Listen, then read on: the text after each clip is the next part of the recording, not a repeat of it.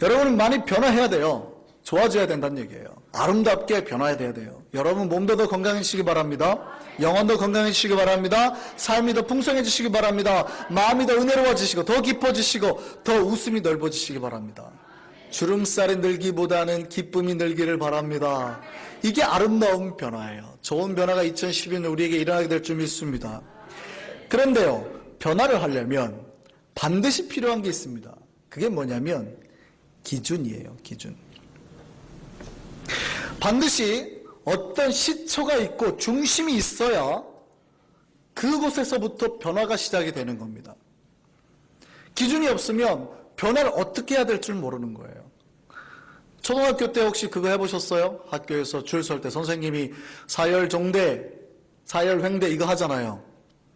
그러면은 갑자기 애들한테 사열종대 그러면 설 수 있어요, 없어요? 못하죠. 그러니까 선생님이 항상 먼저 하는 게 있어요. 그게 뭐지요? 제일 앞에 너 뭐 하라고요? 기준, 손대로 기준. 무슨 얘기예요? 이 친구를 기준으로 사열을 설려면 이렇게 서야 돼요. 이 친구를 기준으로 사열 횡대로 설려면 이렇게 서야 돼요. 그러니까 여기를 중심으로 움직이는 거예요. 여기서부터 변화가 시작이 된다는 얘기예요. 중심점이 있어야 변화할 수 있는 겁니다. 2012년 우리가 변화하자 그랬는데 변화해야 돼요. 근데 변화하자고 만약에 기준을 잡아주지 않으면 혼란이 옵니다. 각자 자기 기준을 가지고 이렇게 하자 저렇게 하자 막 말들이 나오기 시작하는 거거든요. 그러면 변하는 게 아니라 시끄러워지고 혼란만 가중됩니다. 기준을 잡기를 원합니다. 그 기준 말씀드리려고요. 그 기준이 뭔지 오늘 말씀 속에서 붙들고 변화의 능력으로 달려갈 수 있는 저와 여러분 되기를 바랍니다. 오늘 본문에서요, 모세가 드디어 하나님 앞에 이스라엘 백성 구원하라는 명령받고 애굽으로 내려갑니다. 하나님의 명령으로 모세가 이제 내려갔습니다. 하나님이 430년 만에 드디어 억압 가운데 있는 이스라엘 백성을 건져내기로 마음을 먹으셨어요. 하나님이 아브라함에게 했던 그 약속을 이루기 위해서, 그 땅을 취하기 위해서 드디어 그 백성을 건져내는 겁니다. 그래서 모세가 바로왕에게 가요. 근데 바로왕이 순순히 보내줘야 안 보내줘요? 안 보내주죠. 보내줄 수가 없는 겁니다. 지금 출애굽할 때 몇 명이 나왔어요? 장정만 60만 명이 나왔어요. 그러면 어린아이들, 아내까지, 여자들까지 합치면 200만 명이 나온 거란 말이에요. 그런데 보세요. 지금 60만으로 생각해보죠. 60만의 노예가 빠져나가 버리면 사회에 어떤 문제가 발생할까요? 사회적인 아주 큰 경제적인, 사회적인 문제가 발생하는 겁니다. 성을 지을 사람이 없어지는 거죠. 자기를 서포트 해줄 수 있는 종들이 사라지는 거예요, 노예가. 자기가 밥해야 된단 말이에요, 이제. 자기가 설거지해야 되고, 자기가 집 청소해야 되고. 이런 문제가 발생하게 되는 겁니다. 그러니 이 사회의 노동력을 뺏겨요, 안 뺏겨요? 못 뺏기죠, 왕이. 안 된다 그러는 겁니다. 이런 거란 말이에요. 그러니까 노동력이 굉장히 사회에 중요해요. 그러니 애굽 왕이 바로가 모세가 내 백성 내놓으십시오. 이러니까 내주나요, 안 내보내주나요? 안 내보내주죠. 보내줄 수가 없는 겁니다. 애굽 사회가 흔들릴 수 있는 거예요. 못 가. 그러니까 애굽 왕이 어떻게 합니까? 이것들 봐. 지금 해방하려고 그래? 더 억압해라. 예전에는 벽돌 지을 때 지푸라기를 넣어야 벽돌이 탄탄해지니까 지푸라기를 무상으로 해주고 벽돌을 굽게 만들었어요. 그런데 이제 어떻게 해요? 쟤네들 안 되겠다. 지푸라기 지들이 주워서 일하라 그래라. 그러니까 하루에 10시간 노동하던 사람이 이제 지푸라기를 주울 5시간을 더 추가로 일해야 되니까 일이 더 고되졌습니다. 삶이 팍팍해졌어요. 바로왕이 뭘 노려요? 아하, 누구 때문에? 모세 때문에 니들이 더 억압받는 거야 하고 이런 반모세, 반사회적 운동을 일어나게 만드는 거죠. 모세로부터 멀어지게 만드는 겁니다, 이스라엘 백성들이. 그러니까 모세가 어떻게 해요? 하나님한테 안 간다고 했던 모세니까 이런 일이 딱 발생하니까 또 금방 실족하는 겁니다. 마음이 무너지는 거예요. 하나님 보세요. 쟤네 안 나오잖아요.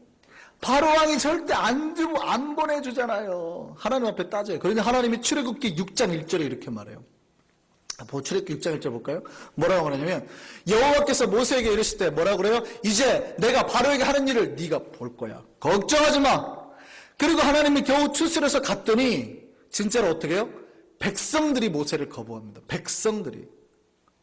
네 때문에 우리가 이렇게 힘든 거야, 이 모세. 어디서 40년 동안 도망치다가 와가지고 이제 우리를 건져내겠다 그래. 모세가 그 말 들으니까 어떻게 해요? 또 마음이 그냥 상해가지고. 출애굽기 6장 9절 한번 볼까요? 또 마음이 상해가지고 뭐라 그래요? 모세가 이와 같이 이스라엘 자손에게 전하나 그들이 마음의 상함과 가혹한 노역으로 말미암아 모세의 말을 들어요, 안 들어요? 안 들어요. 그러니 모세가 마음이 좋아요, 안 좋아요?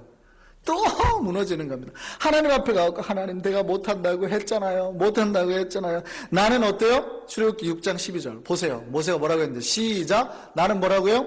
입이 어쩐다고요? 둔한 자입니다. 또 반복해요. 입이 둔한 자라고. 처음에 못 간다고 했던 말 또 하는 거예요. 그러니까 하나님 뭐라고요? 너에게 대언자를 줄 테니 예언자라고도 돼 있죠. 대언자 누구요? 형 아론을 데리고 가라. 그러는 거예요. 그래서 드디어 아론과 모세가 바로 왕에게 가서 순종 가운데 기적을 행하게 됩니다. 재앙이 몇 가지 내리죠? 재앙이 몇 가지 내리죠? 예, 잘 보세요. 재앙이 몇 가지 내리죠? 10가지예요. 눈치들이 빠르셨어. 재앙을 10개를 주세요. 첫 번째 재앙이 뭡니까?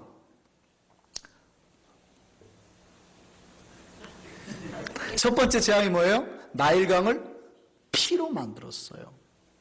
그래도 안 보내요. 그러니까 두 번째 재앙이 뭐예요? 온 집집마다 뭐가 난리를 쳐요? 개구리가 그냥 밥 먹는데 막 잠자는데 침대로 개구리가 막 날라 들어오는 거예요. 아이고, 그래도 안 내보내요. 세 번째 재앙이 뭐예요? 세 번째 재앙이 뭐예요? 그 진드기하고는 물론 좀 다르지만 예를 들어서 뉴욕에 막 배드버기 난리잖아요. 배드버기 막 하룻밤에 침대에서 500마리가 나온다고 생각해 보세요. 잠잘 수 있어요, 없어요? 난리가 나죠. 피 다 뜯어먹으면 잠을 못 자죠. 그런 난리가 2가 나왔어요. 근데 보내줘요, 안 보내줘요? 안 보내줘요. 그럼 네 번째 재앙이 뭐예요? 파리가 바비가 온통 싹. 그래도 안 내보내요. 다섯 번째 재앙이 뭐예요? 가축들에게 악질이 생겨요. 가축들에게 질병이 전염병이 생겨요. 그러니까 짐승들이 다 죽기 시작하는 거예요. 여섯 번째 재앙이 뭐죠? 독종이 악성 피부 질환이에요. 독종이 악성 피부 질환이 피부병 이게 이제 온 피부가 이제 사람들에게 그러니까 여섯 번째 재앙부터는 사람에게 직접적으로 발생을 합니다. 일곱 번째 재앙이 뭐예요? 일곱 번째 재앙이 뭐예요? 그렇죠. 하늘에서 우박과 불이 떨어지는 겁니다. 막. 여덟 번째 재앙이 뭐예요? 하늘에서 메뚜기가 무서워요, 안 무서워요? 펄벅이 쓴 돼지라는 소설을 보면 메뚜기 떼가 한번 날라오면 어떻게 돼요? 하늘이 보여요, 안 보여요? 안 보여요. 그러니까 메뚜기가 한번 쓸고 지나가면 먹을 게 없는 겁니다. 그러니까 들판의 곡식이 다 사라지는 거예요. 한국인들은 메뚜기 좋아하죠? 우리는 걱정 안 할 텐데. 우리 같으면 다 잡아먹고 먹을 텐데. 아마 아담과 하와가 한국인의 월 근성을 가지고 있었다면 죄를 안 지었을 거예요. 그죠? 우리는 뱀이 꼬시면 잡아먹어버리지. 한국인들은 그럴 거예요. 어쨌든 아니에요. 그 난리가 났어요. 그 다음에 뭐야? 아홉 번째가 캄캄해졌어요. 빛이 하나도 없어요. 활동이 안 되는 겁니다. 그리고 마지막 열 번째 재앙이 뭐예요? 예, 드디어 열 번째 재앙이 납니다. 열 번째 재앙이 뭐라고요? 장자의 죽음. 장자가 큰아들이죠. 성경에 뭐라고 기록되어 있냐면 바로 왕의 큰아들부터 감옥에 갇힌 죄수, 가장 비천한 사람의 아들까지 뿐만이 아니라 가축의 첫 새끼까지 하나님께서 다 치시겠다. 그런데 여기서 살 길을 허락하세요. 살 길은 뭐예요? 하나님이 이스라엘 장로를 다 불러놓고 모세를 통해서 말하게 하시죠. 뭐해요? 흠없는 어린 양을 잡아서 그 피를 어떻게 해라? 니네 집 임방과 설주에 문에다가 기둥과 이 문 앞에 들어가는 거기에다가 바르라는 거예요. 피를 바르라. 이 피를 바르면 어떻게 하겠다고요? 하나님이 그 피를 보시면 어떻게 하겠다고요? 죽지 않고 넘어가겠다고요. 이게 구원의 은혜입니다. 이게 약속의 코드예요. 그 피를 보면 하나님이 넘어가겠다 해서 넘을륜 넘을월, 그래서 우리가 그걸 뭐라고 그래요? 유월절 이라잖아요. 하나님께서 그 피를 보시기만 하면 그 집이 어느 집이든 상관 안 해. 그러나 그 피가 발라 있기만 하면 그 사람이 어떤 죄인이든 뭐든 상관없이 넘어가겠다. 죽음에서 생명으로 건져내겠다. 약속이에요, 약속. 그것이 우리에게 구원의 은혜임을 믿으시기 바랍니다. 이날 이스라엘 백성이 구원의 은혜를 입었어요. 만약에 어떤 사람이 급하게 어린 양을 준비를 못해가지고 갑자기 빨간색 페인트 물감으로 칠했어요. 그래도 나는 구원받겠지. 구원받을 수 있습니까? 없습니까? 예수의 피 말고 다른 피로 구원 못 받습니다. 옆집 아저씨 피 발라가지고 구원 못 받습니다. 정확하게 하셔야 돼요. 예수 그리스도 피 말고 다른 피로 구원 얻을 수 있습니까? 없습니까? 없다니까요. 왜 자꾸 있다고 착각을 하세요? 여러분의 의로 구원 받을 수 있어요? 없어요? 없다고요. 오직 어린 양의 피예요. 하나님이 말씀하신 그 약속의 피를 발라가지고. 그리고 그 집을 나가지 말라고 그랬어요. 밤새. 나가면 어떻게 돼요? 예, 구원의 은혜는 그 어린 양의 피 안에 있는 겁니다. 벗어나면 구원 받아요, 못 받아요? 다 죽는 거예요. 죽음과 생명의 경계가 그 피 안에 있는 겁니다. 우리가 예수 그리스도 이 피 안에서 구원받았음을 믿으시기 바랍니다. 이 피가, 이것이 기독교의 근원이에요. 피를 바름으로 구원받은 겁니다. 이 피를 바르고 이 피 뿌림이 진짜 구원을 낼 수 있는 겁니까? 예, 기독교가 그래요. 그래서 기독교라 그러잖아요. 기독교의 말의 뜻이 뭐예요? 그리스도교의 한자말 아닙니까? 예수 그리스도를 믿는 종교라는 뜻입니다. 예수 말고 다른 신을 얘기할 수가 없어요. 그래서 예수를 믿는다라는 말에 다른 표현을 이렇게 말할 수 있습니다. 예수의 피를 믿는다. 예수의 피를 의지해서 구원을 받는다. 예수를 믿어서 구원받는다는 말도 되지만 예수의 피를 내 마음에 발라서 구원을 받는다. 이것도 된다고요. 그러니까 예수 그리스도의 피가 내 죄를 씻을 때 내가 구원받는 겁니다. 여러분 마음속에 예수 그리스도의 그 은혜가 그 피가 발라졌습니까? 왜 어린 양이 예수 그리스도의 피와 동일해요? 요한복음에 보면 그렇잖아요. 요한복음 1장을 보면 뭐라 그래요? 보라, 세상 죄를 지고 가는 하나님의 어린 양이로다. 예수 그리스도를 하나님의 어린 양이라 그래요. 그래서 예수께서 죽으실 때 기어이 어느 절기에 죽으세요? 사람들 많은 절기에 예루살렘 입성하는데 그게 무슨 절기였어요? 유월절. 그리고 언제 죽어요? 유월절 지내는 바로 그 전날 십자가에 죽으신단 말이에요. 그러니까 유월절이 시작되는 절기니까 빨리 내리잖아요. 주일이 유월절이 시작되는 주일이라 빨리 내린단 말이에요. 그 주일이 바로 유월절 주일이잖아요. 예수께서 유월절 시작된 전날 죽으셨어요. 뭘로요? 어린 양으로. 그러니까 그 문의 피를, 어린 양의 피를 바르면 사는 것처럼 어린 양이신 예수 그리스도의 피를 여러분의 가정과 여러분 마음에 바르면 살게 된다. 이게 기독교의 구원의 코드란 말입니다. 그래서 성경은 여러 가지 구원의 코드를 넣고 있어요. 피를 넣는다고요. 반드시 피를 넣습니다. 구원의 코드에 반드시 피를 넣어요. 피의 역사가 성경 역사의 전반적으로는 거대한 강물이에요. 출애굽기 24장 한번 볼까요? 출애굽기 24장 5절에서 8절을 보면 하나님이 이스라엘 백성과 언약을 맺는 장면이 나옵니다. 내가 십계명 받고 이제 네가 내 백성 될 거야. 그때 하나님께서 이스라엘 백성에게 번제 화목제 드리게 하고 그 짐승의 피 절반은 양품에 담고 절반은 제단에 바쳐요. 그리고 난 다음에 이스라엘 백성 불러가지고 양품에 담은 피로 뭐 해요? 이스라엘 백성들에게 피를 뿌려요. 이스라엘 백성 전체에 피를 묻히는 작업을 하는 거예요. 그러므로 뭐 해요? 죄 씻음. 이스라엘 백성 보세요. 그들은 과거의 죄의 백성들이잖아요. 우상의 땅에서 하나님을 섬기지 못하고 우상의 삶을 살던 사람들이라고요. 노예잖아요.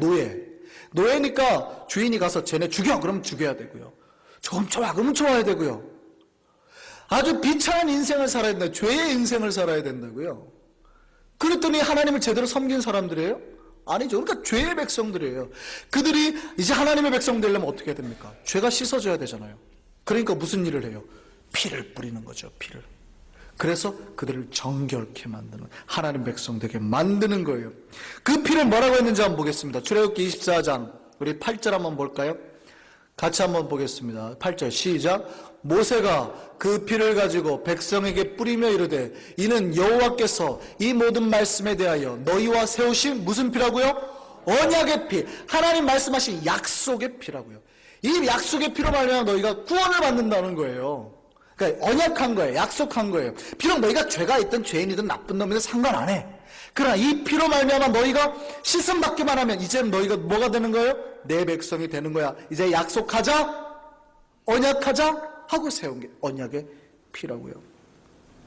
이 피가 하나님 백성 되는 거예요. 하나님 구원의 백성 되는 증거라고요. 이것이 어디에도 등장합니까? 신약에도 등장해요. 신약에도 등장하는데 예수께서 죽으시기 전날 제자들하고 최후의 만찬을 가집니다.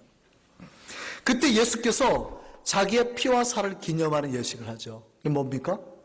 성만찬이에요. 성만찬을 하시는데 자기의 피를 나눠주면서, 그러니까 자기의 피를 상징하는 포도주를 잔을 나눠주시면서 뭐라고 말씀하시냐면 마태복음 26장입니다. 같이 한번 볼까요? 같이 한번 읽습니다. 시작. 또 잔을 가지사 감사하기도 하시고 그들에게 주시며 이르시되 너희가 다 이것을 마시라. 피를 좀 마시라는 거예요. 28절 시작. 이것은 죄 사함을 얻게 하려고 많은 사람을 위하여 흘리는 바 나의 피. 그 다음에 뭐라고 돼 있어요? 언약의 피라고요. 언약의 피. 예수께서 지금 언약의 피라는 단어를 그대로 갖다가 도용해서 쓰시는 겁니다. 지금 출애굽기 24장에 나오는 언약의 피를 그대로 갖다 쓰시는 거예요. 이것은 뭐냐면 하나님께서 이스라엘 백성과 언약 내 백성 만들 때 썼던 방식이에요. 그들에게 피를 뿌림으로 이제 내가 너희들을 위해서 십자가에서 피를 뿌림으로 너희가 그 언약의 피를 어떻게 해요? 바르기만 하면. 심지어 이제는 어떻게 해요? 구약에는 발랐지만 이제는 마시면. 마시라는 얘기는 피를 어디다 바르라는 얘기예요? 겉표면에 바르라는 얘기가 아니라 너희의 마음에 바르라는 얘기예요. 그러면 어떻게 돼요? 너희가 죄의 사함을 얻게 될 것이다. 이게 우리가 구원을 받는 이유입니다. 이제 하나님께서 그 하나님의 죄악의 백성이지만 하나님의 구원의 백성, 회복의 백성이 되는 거예요. 제가 앞에서 말씀드렸지만 이거는 구원의 코드라 말씀드렸습니다. 이스라엘 백성들이 거룩해서 구원받았어요? 그들이 하나님을 잘 알고 하나님 앞에 믿음이 있어서 백성 됐어요? 그들은 죄 중에 죄에 빠져있던 사람이에요. 노예 중에 노예, 우상과 죄악과 더러움과 신발도 안 신는 비천한 모습에 종의 모습으로만 살았다고요.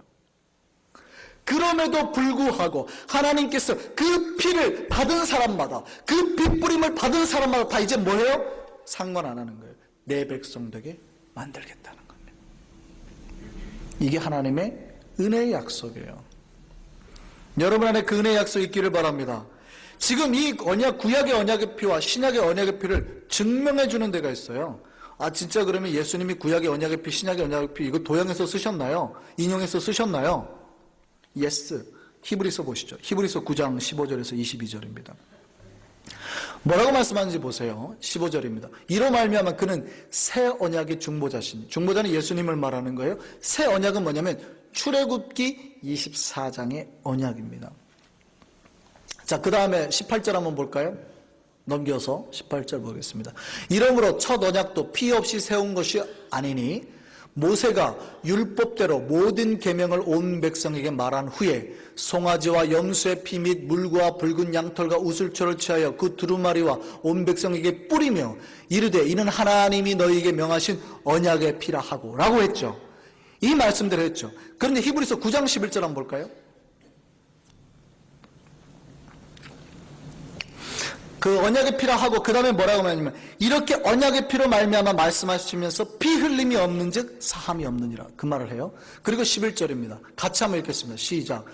그리스도께서는 장래 좋은 일의 대제사장으로 오사 손으로 짓지 아니하는 것 곧 이 창조에 속하지 아니한 더 크고 온전한 장막으로 말미암아 염소와 송아지의 피로 하지 아니하고 이제는 뭘로 해요?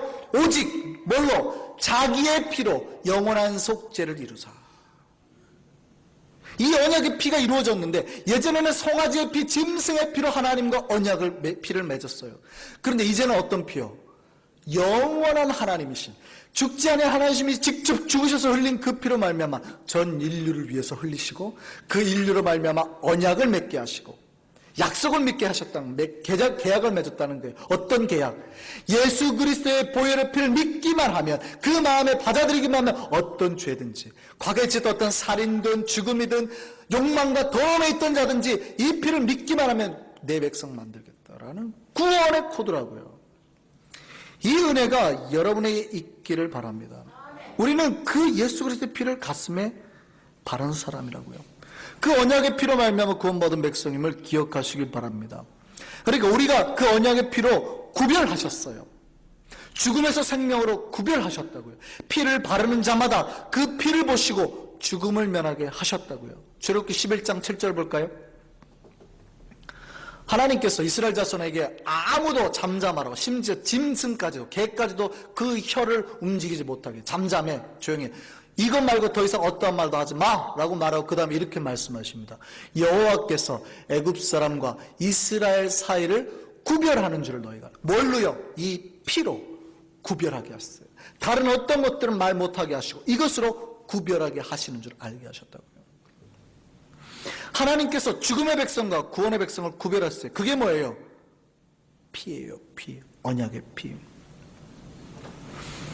여러분의 가정과 여러분의 내면에, 여러분의 심령에 이 언약의 피가 발라지고 뿌려주기를 간절히 바랍니다. 이게 죽음과 생명의 구원의 경계예요. 이 은혜가 우리 안에 있기를 원합니다. 이것이 우리에게 하나님의 길을 떠나는 발판이 되어야 됩니다. 이제 2012년 우리가 변화의 길을 갑니다. 모세가 하나님 백성 불러서 언약을 삼고 이 언약을 삼고 확신하는 백성들을 데리고 어디로 가요? 이제 가나안 땅으로 떠나는 겁니다. 목적지를 향해서 이제 출발하고 변화의 길을 시작하는데 누구를 데리고 가는 거예요? 반드시 하나님의 언약의 피로 말미암아 구원받은 백성, 이 구원에 있는 확신 있는 백성을 가는 겁니다. 데리고 우리가 2012년 수많은 변화의 길을 볼 겁니다.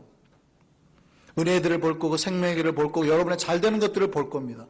그런데 그 변화의 길을 떠날 때에 여러분이 반드시 기억하셔야 될 것이 있습니다. 그 모든 변화의 근간은요, 예수 그리스도의 보혈의 은혜입니다. 언약의 피입니다. 이것으로 말미암아 여러분이 구원을 받았으며 이것으로 말미암아 여러분이 하나님 백성이 되었음에 대한 확신이 있어야 됩니다. 이게 없으면 어떤 일이 일어나요? 혼돈이 일어나요. 내가 열심히 일을 해야 되나? 열심히 사역해야 되나? 이런 막 의식들, 갈등들 일어난다고요. 내가 저 사람하고 똑같이 일을 해야 되나? 우리가 하나님의 언약의 피로 말미암아 구원받은 한 백성임이 여러분에 있어야 된다고요. 그럴 때 어떠한 시험이 와도 흔들리지 않는 겁니다. 그 안에서 우리가 순종의 복을 경험할 수 있어요. 2012년 우리 교회 표어가 뭐라고요? 아름다운 변화입니다. 우리는 변화할 겁니다. 끊임없이 변화할 겁니다. 변화하려고 할 때 발판이 필요해요. 걸어 나갈 때 발판이 얼마나 중요한지 아세요? 심지어 뛰려고 할 때는요, 발판이 중요해요. 여러분이 물 위를 걸을 수 있어요, 없어요? 왜 못 걸어요? 발판이 없어서 그러는 거예요. 여러분이 디딜 힘이 없기 때문입니다. 디딜 힘이 없으니까 여러분 달려갈 힘이 있죠. 여러분에겐 달려갈 힘이 있죠. 그런데 그 발판이 없으니까 어떻게 돼요? 앞으로 못 나가고 밑으로 가라앉잖아요. 자꾸 물속으로 가라앉고 가라앉는 거. 뭐가 없어서요? 발판이 없어서.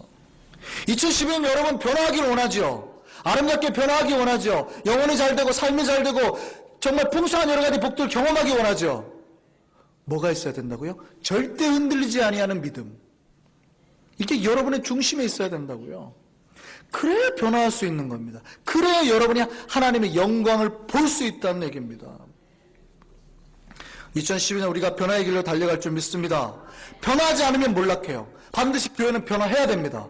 변화하는 영혼, 교회만이 생명을 유지할 수 있습니다. 그러니까 바뀌어야 된다는 얘기예요. 최근에 아주 재미있는 신문 기사가 나왔습니다. 그 코닥이라는 회사에 대한 미래에 대한 그 견해 기사예요. 코닥 알죠? 필름 그 카메라 필름 만드는 회사 코닥 아시잖아요. 유명한 회사죠. 1881년에 그 미국 청년 조지 이스트만이 그 필름을 만들어내면서 거의 같이 시작됐어요.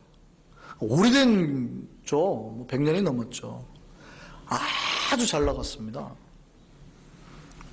이때 제일 잘 나갈 때 직원이 16만 명이었습니다. 코닥의 직원이. 필름 시장의 3분의 2를 지배했고요.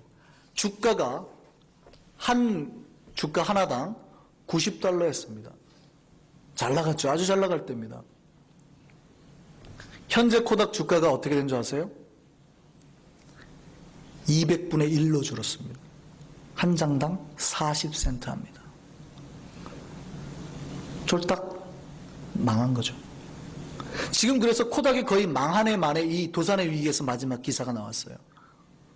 코닥이 망한다고. 그리고 심지어는 자기 특허 기술까지 팔겠다며 노력합니다. 그런데 곧 파산이 불가피하대요. 코닥의 몰락의 이유가 뭔지 아세요? 디지털 카메라의 등장입니다. 디지털 카메라 뭔지 아시죠? 필름 카메라는 필름을 넣어서 24방, 36방밖에 못 찍잖아요. 근데 디지털 카메라는 카드를 넣어서 컴퓨터처럼 저장하는 거니까 100장, 200장 찍고 또 마음에 안 들면 지워서 다시 찍고 뭐 얼마든지 재활용이 가능한 거예요. 그러니까 이런 디지털 카메라가 등장하니까 옛날 필름 카메라가 현저하게 사라지는 겁니다. 요즘은 다 디지털 카메라잖아요.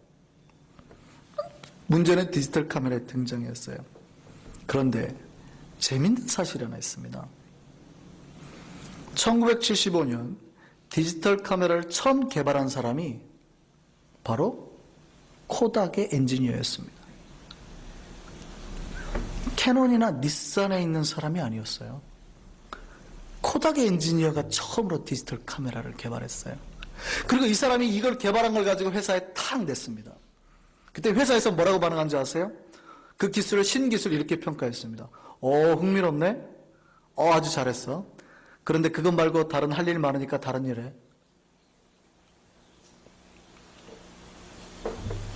그들이 이렇게 판단하는데 이유가 있어요. 왜냐하면 잘 나갈 때거든요. 디지털 카메라가 나오면 지금 필름 시장이 죽을 거라는 거 뻔히 알잖아요. 그러니까 자기의 주력 업종을 스스로가 잡아먹는 신제품을 낼 이유가 없다고 판단한 겁니다. 이거 타당하죠? 잘 생각하세요. 타당성이 없다는 뜻이 아니에요. 타당해요. 왜냐하면 이거 내면 스스로가 자기를 잡아먹는 일을 만들 거라고 생각하는 거예요. 그런데 문제는요, 10년, 20년을 못 내다본 겁니다. 잘 나갈 때 변화하지 않으니까, 자기가 잘 나갈 때 하나님 앞에서 더 뛰어나고 더 변화하려고 하지 않으니까 결국 어떻게 돼요? 하나님이 좋은 은혜를 그 자리에, 그 교회에 줬는데, 그거 변화 잡지 않으니까, 붙잡지 않으니까 어떻게 됐어요? 결국 어떻게 해요? 도산의 길로 200분의 1로 줄어드는 역사를 만들어낸단 말이에요. 스스로 자멸하는 걸 만들어낸단 말이에요. 변하지 않으면 죽는 겁니다. 미래를 내다봐야 돼요. 10년, 20년 뒤를 내다보세요. 그런 사람만이 성공할 수 있습니다. 그런 교회만이 부흥할 수 있습니다. 우리는 2012년 끊임없이 변화할 겁니다. 더 많이 잘 돼야 돼요. 작년보다 더 잘 사시기 바랍니다. 더 행복하시기 바랍니다. 더 은혜가 깊어지시기 바랍니다. 더 웃음이 넓어지기 바랍니다. 근데 그 변화의 기초가 뭔지 아세요? 구원이에요. 구원의 확실함이 있어야 다른 어떤 걸 하더라도 시험이 안 된다고요. 달려가기만 하면 반드시 시험 듭니다. 열심히 봉사하다가 구원의 은혜가 확실히 떨어지잖아요. 시험 된다니까요. 우리 2012년 변화의 역사 속에서 여러분이 주역이 되기를 원합니다. 2012년 신년에 우리 가정에 그리스도의 피를 바르기를 원합니다. 여러분의 내면에 구원의 강물이 흐르도록, 보혈의 피가 흐르도록, 생명의 강수가 흐르도록 마음의 통로를 여시기 바랍니다. 하나님께서 그 피를 보시고 죽음으로부터 생명으로 옮겨가게 될 줄 믿습니다. 하나님의 복의 은혜가, 여러분의 변화의 은혜가 2012년 동안에 여러분에게 놀랍게 임하는 역사를 경험하는 저와 여러분 될 줄 믿습니다. 기도하겠습니다.